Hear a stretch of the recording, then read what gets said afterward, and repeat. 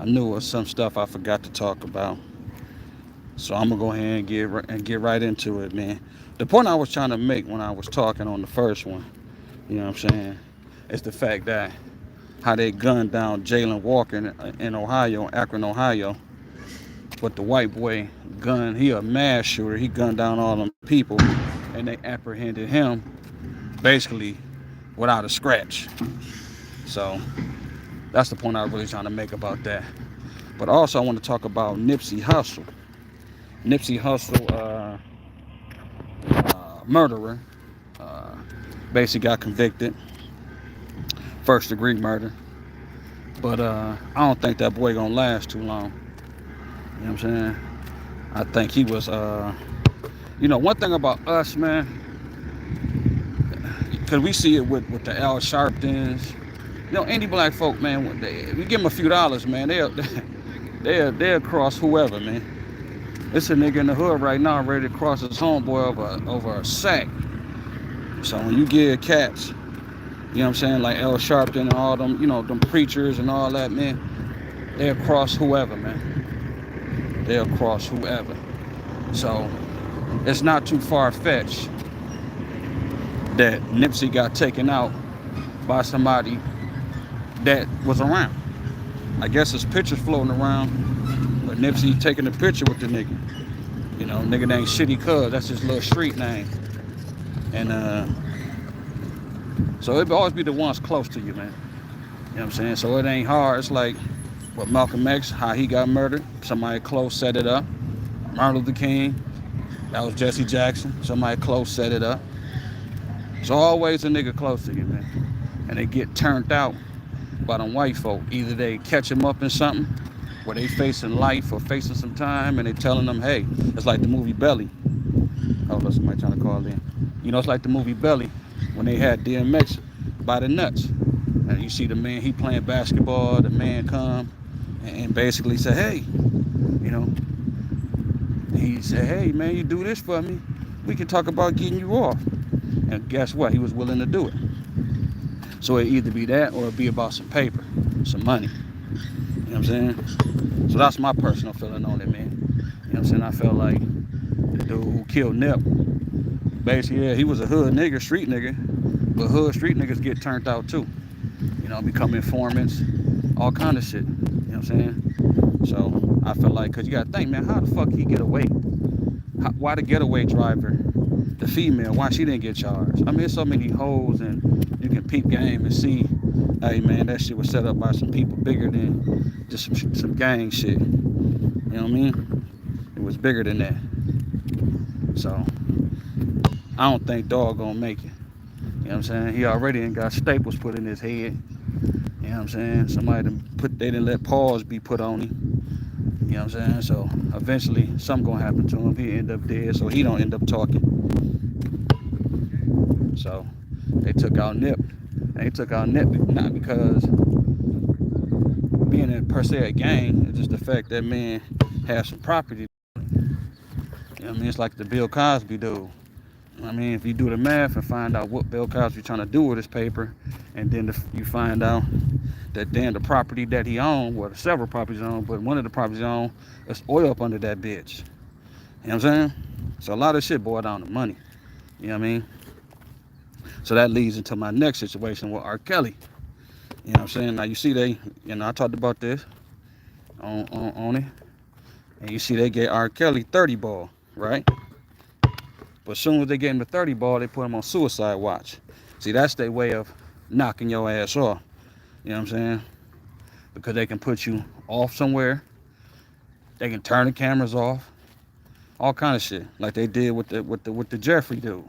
So they basically were trying to Jeffrey R. Kelly. Because like I said, man, my thoughts on it is the man can't read or write.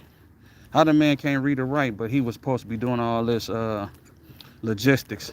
Picking girls up, taking girls here, and doing all this type of shit. That shit take money. That shit, somebody got to pay for tickets. Somebody got to pick the girls up. All kind of shit. R. Kelly cannot read or write.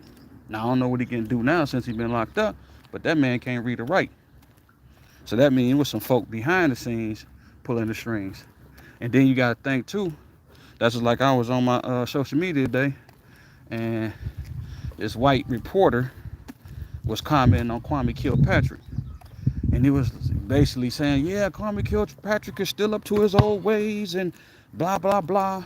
Because I guess trying to do a crowd fund to get him some money so he can move. Ain't nothing wrong with that. That's no different than somebody dying and asking for money for the funeral. We don't know if they got money for that funeral or not. So they go on social media and they ask, can they get some money? People either donate or they don't. You know what I'm saying? But the white boy on the little news thing, because, they got that angle. He's up to his old ways, and is he doing this, and is he doing that? Man, leave that man alone. So I put, man, can that man live? Hey, so white folk, they mad. They come up under the thing, making their comments. And like, he's this and he's that. And my whole thing is, where they get it from? America by itself was taken by the white folk from the Indians. So like my wife always say, how it started is how it's gonna end. So American conception was fucked up from the gate. So niggas only learn from the best. It's like gangs. They talk about gangs. Where do you think they got the mentality or the know-how to think of a gang? The police is a gang. The military is a gang. The government is a gang. That's where niggas get it from. So we learn from the best. So when it comes down to it, man, R. Kelly, yeah, he probably did what he did. Shit, when I went to high school, I was what, 16. It was bras probably about 14 and 15 getting picked up by niggas 25 and cutlasses in Monte Carlos. So there's some shit that been going on. So when you boil down to it, man, R. Kelly ain't doing nothing new. When they caught the little broad, the chick that supposed to been on the Epstein, the Jeffrey shit, they said they had a whole motherfucking island. A whole island full of politicians. Bill Clinton, Tom Hanks, whole bunch of them. Touching on little girls and all that type of shit.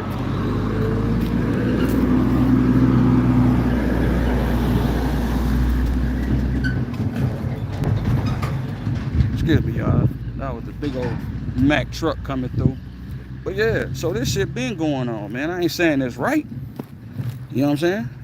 But when you got some money, that's what niggas do. It's niggas right now with a little piece of change, about 20-something. I say 23, 24. Hollering at bras that's 15, 16, and 17. Taking their ass somewhere, buying them something. Because the rapper females now telling them basically the trick. You can't get this pussy unless you give me a, what's the purse they like?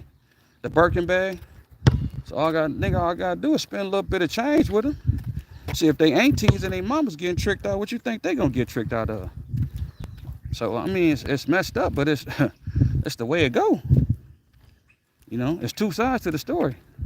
So my thought on it, man, R. Kelly ain't the only one, and I feel like they put him on that suicide watch because they don't want that man to live.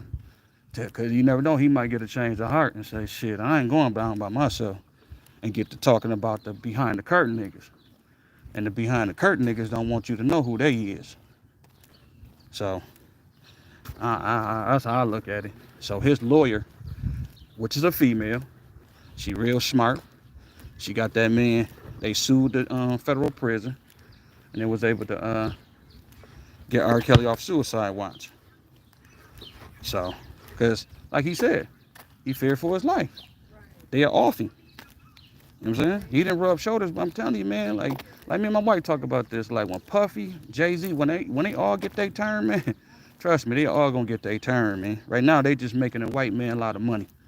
So the white man, they tools, man. I mean, just like the Oprahs and all, they tools. Eventually, they gonna break them tools, and they ain't gonna need them no more.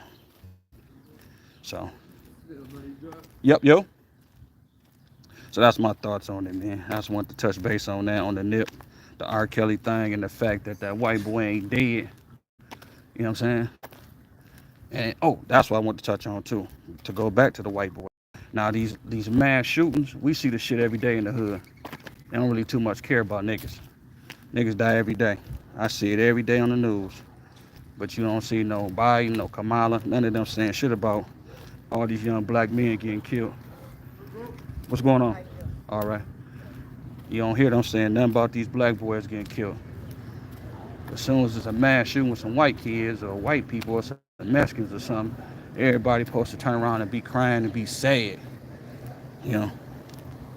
So at the end of the day, the reason why them white boys that's between the ages of 18 to 20, I say 23, the reason why they gonna keep killing is because they keep getting off. They keep getting off. They don't get murder. You know what I mean? A black man that's unarmed, fleeing from the police for whatever our reason. Let's say he had some weed on him, or let's say he had a warrant. Okay, but that's not a reason to execute that man and shoot that man 60 times and shoot at him 90 times and hit him 60. That's unjust, man. Then they saying he had a gun. Oh, mystery gun. You know, they plant guns on niggas, man. They actually do that. I know it's hard for niggas to believe that shit, but they actually plant guns on niggas, man. Like I'm watching the TV. Well, it's off now. It's a whole little series. It was on HBO called We Run the City or something like that. And it was talking about in Baltimore, this gang unit, police gang unit, who basically was on some bullshit. You know what I'm saying? This is based on true story. You know what I mean? I thought it was something that, because the dude who did it is the dude who created Wire. So he was behind it. So I'm thinking, okay, it's some fiction and fantasy. But no, this is based off a true story. You know? So at the end of the day, man, police will drop a gun on you, drop dope on you. They the biggest gang. You know what I'm saying? So, I don't know, man. I just know it's going to keep happening. And all they trying to do in the process is take niggas' guns. You know what I mean? Now, law-abiding gun owners, they want to take them people's guns because niggas going to get guns regardless. A crazy motherfucker going to get guns regardless. That's going to happen. You know what I'm saying? That's automatic. You know what I mean? But at the end of the day, the guns who they trying to take is from the everyday citizen. Because they're going to try to keep tighten up the gun laws. Like last shooting they just had with the white boy. You know what I'm saying? In Highland Park. Now they talking about let's ban assault rifles. So that means they ban assault rifles. That means everybody who got assault rifle, now it's illegal for you to have your assault rifle. And you bought your shit legally. You know what I'm saying? So at the end of the day, that's what they trying to do. But they saying they doing it in the name of protecting people. So if y'all fall for that, y'all fall for banana in the tailpipe. So that's my thoughts on it, man. Y'all enjoy y'all day. Peace.